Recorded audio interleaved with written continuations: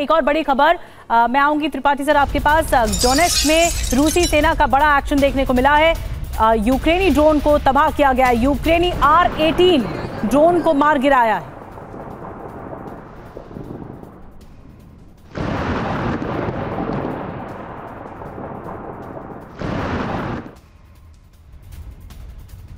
और एक और बड़ी खबर, लुहांस्क और डोनेट्स्क पर रूस ने किया है एक और बड़ा हमला।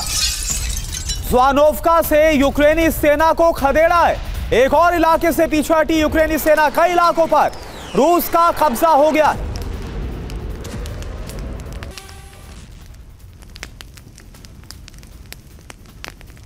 तो ये तस्वीरें आपको हम दिखा रहे हैं। रूस की तरफ से लुहांस्क और डोनेट्स्क पर लगातार हमला जारी और इस सब के बीच एक और इलाका है ज़्वानोव्का, जहां से यूक्रेनी सेना को पीछे हटने पर मजबूर किया है रूसी फोर्सेस ने। तो यूरोप और रूस के बीच में जो टकराव है, जो तनातनी है, वो खुलकर सामने आ गई है। अब रोमानिया टारगेट पर है। क्यों रोमानिया टारगेट पर है, ये सबसे बड़ा सवाल है। और यूरोप के और कौन कौन से शहर हैं जो कि इस वक्त, कौन कौन से ऐसे देश हैं जो कि इस वक्त रूस के टारगेट पर हो सकते हैं। रोमानिया ने ऐसा क्या किया है जो इस वक्त रूस उसके पीछे पड़ा है, आइए आपको बताते हैं रोमानिया रूस के टारगेट पर क्यों है। बड़ी बात यह है कि रोमानिया के रास्ते यूक्रेन को हथियार सप्लाई हो रही है। ये देखिए, इसी रास्ते यूक्रेन को हथियार जाते हैं। नेटो का सदस्य देश है रोमानिया, इसी वजह से रूस को खटक रहा है। ब्लैक सी के करीब है रोमानिया, इसी वजह से रूस इसके पीछे पड़ा है। रोमानिया में तैनात US मिसाइल सिस्टम और जो टकराव है वो रूस और अमेरिका का है, इसलिए यूक्रेन को बिजली सप्लाई कर रहा है रोमानिया।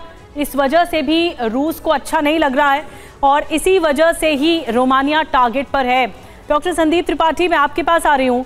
जिस तरह से रूस की स्ट्रैटेजी रही है हाल के दिनों में, ऐसा लग रहा है कि रूस साम दाम दंडभेद ये चाहता है कि उसे कब्जा भी मिल जाए यूक्रेन का और साथ में यूरोप को भी एक बड़ा मैसेज चला जाए। अब रोमानिया भी इसकी जद में, लेकिन बाकी भी मुल्क ऐसे हैं जो यूरोप के, जो इस वक्त रूस के टारगेट पर हैं क्योंकि वो यूक्रेन की मदद कर रहे हैं।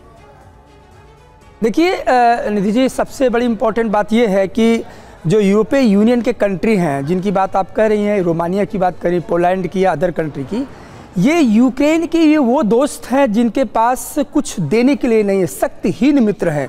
वो ये कहते हैं कि हमारी इच्छा तो बहुत है, प्रबल इच्छा है, लेकिन इच्छा के पास ताकत नहीं है, इच्छा शक्ति नहीं है, इच्छा है शक्ति नहीं है। ये है यूरोपियन फ्रेंडशिप यूक्रेन के साथ। अब मैं आता हूं अमेरिका पर थोड़ा सा।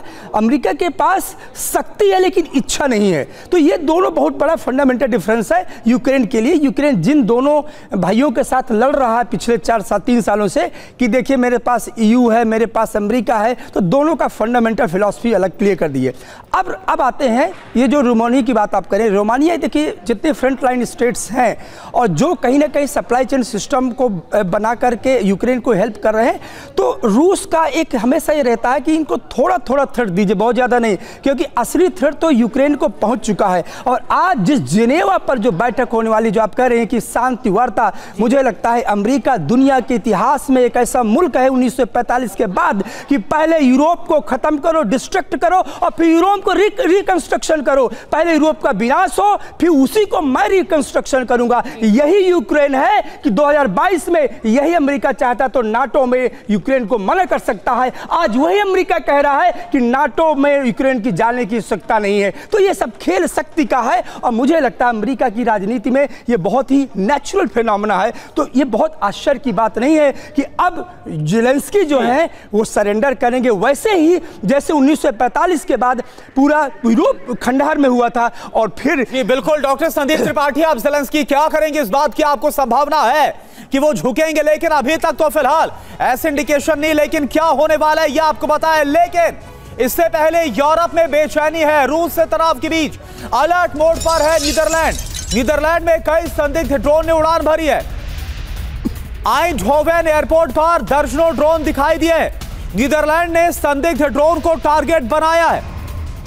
तो आपको बता दें कि एक बार फिर से संदिग्ध ड्रोन और आइंडहोवन एयरपोर्ट पर यह देखिए आप, नीदरलैंड का यह आसमान है जहां पर स्पॉट किए गए हैं संदिग्ध ड्रोन। ये उड़ान भरते हुए नजर आए हैं और सवाल यह कि क्या, क्योंकि इससे पहले भी हर बार जब भी ऐसा हुआ है तब रूस की तरफ ही इशारा गया है, क्या एक बार फिर से ये रूस की तरफ से किया गया, और अगर ये रूस की तरफ से है तो फिर रूस क्या तैयारी कर रहा है, पुतिन चाहते क्या है, क्या होने वाला है, इसको लेकर पूरी दुनिया में टेंशन हाई है। और नेदरलैंड्स पर हमले की तैयारी में किस तरह से रूस नजर आ रहा है बताते हैं आपको। नेदरलैंड्स में कई संदिग्ध ड्रोन इस वक्त देखे गए हैं। आइंडहोवन एयरपोर्ट के पास ये ड्रोन देखे गए हैं। ड्रोन के चलते हवाई उड़ानें रद्द कर दी गई हैं। ड्रोन को टारगेट बनाया गया है। ड्रोन के पीछे रूसी जासूस का शक भी है। सितंबर में भी नेदरलैंड के अंदर घुसे थे यही ड्रोन्स। 20 से ज्यादा रूस के ड्रोन अंदर घुस आए थे। तो ये नेदरलैंड्स पर सीधा टारगेट है। और संजय सोइस्तर, ये हो क्या रहा है? एक तरफ तो 27 तारीख की डेडलाइन है, एक तरफ कहा जा रहा है, ट्रंप बोल रहे हैं कि हम तो शांति ला देंगे और ज़ेलेंस्की झुक जाएंगे, शर्तों को मान लेंगे, लेकिन ड्रोन स्पॉट किए जा रहे हैं एक और यूरोपीय कंट्री में। क्या होने वाला है, क्या लग रहा है आपको सर? बिल्कुल कोरोना, देखो यहाँ इस समय बड़ा कॉम्प्लेक्स सिचुएशन चल रही है। वहाँ पर अमेरिका कह रहा है शांति करो, वो कह रहा है कि अपनी ज़मीन जितना रशिया ने कब्जा कर लिया उसको आप छोड़ दो, बाकी और अपनी मिलिट्री रिस्ट्रिक्ट करो, लेकिन शांति हो जाएगी। हाँ। यहाँ पर देखिए, एक तो प्रैक्टिकल बात यह है कि जो ज़मीन पे कब्जा कर लिया, यूक्रेन ने बहुत कोशिश कर ली, 4 साल होने वाले, 3 महीने रह गए, तब तक अभी तक तो कुछ फ़र्क पड़ा नहीं है। तो ये एक फेट अकम्पली वाली बात है कि हाँ भैया अब ये एक्सेप्ट कर लो। दूसरी बात यह है कि यूरोपियन यूनियन नहीं मान रहा है, जिसकी वजह से रशिया की यूरोपियन यूनियन के साथ टेंशन बढ़ रही है। यूरोपियन यूनियन जो अमेरिका से हथियार मिल रहा है वो यूक्रेन को दे रहा है। यूरोपियन यूनियन अपने भी हथियार देने की कोशिश कर रहा है, जैसे जर्मनी, इंग्लैंड और फ्रांस, ये लोग हथियार दे रहे हैं। तो रशिया कहीं ना कहीं इस समय में इनडायरेक्टली यूरोपियन यूनियन, नेटो के ऊपर प्रेशर डाल रहा है। बिल्कुल डायरेक्टली भी नहीं, इनका कोई नाम नहीं आ रहा है कि ये ड्रोन कहाँ से है, किसने डाल, लेकिन उनके अंदर एक खतरा पैदा हो रहा है। उनको लग रहा है कि हमारे एयरपोर्ट के पास इस प्रकार से ड्रोन आ गए। आज उन्हें चिंता हो रही है कि हमारा अपना एंटी ड्रोन सिस्टम क्या है। आज वो सोचेंगे कि यूक्रेन को दे या अपनी जान बचाए। यहाँ पर एक तरह से रशिया की जो स्ट्रैटेजी है बड़ी सक्सेसफुल मैं मानता हूँ कि आज उन्होंने यूक्रेन को एक तरह से प्रेशर डाला हुआ है। साथ साथ यूरोपियन यूनियन, नेटो के ऊपर भी उन्होंने एक इनडायरेक्ट प्रेशर, बिना नाम लिए, बिना नाम के प्रेशर डाल रहा है, ताकि उनके सुरक्षा तंत्र पर खतरा बना रहे और वो सोचने पर मजबूर हो कि क्या रशिया से हम और ज़्यादा झगड़ा मोल लें या फिर शांति की तरफ आगे बढ़े।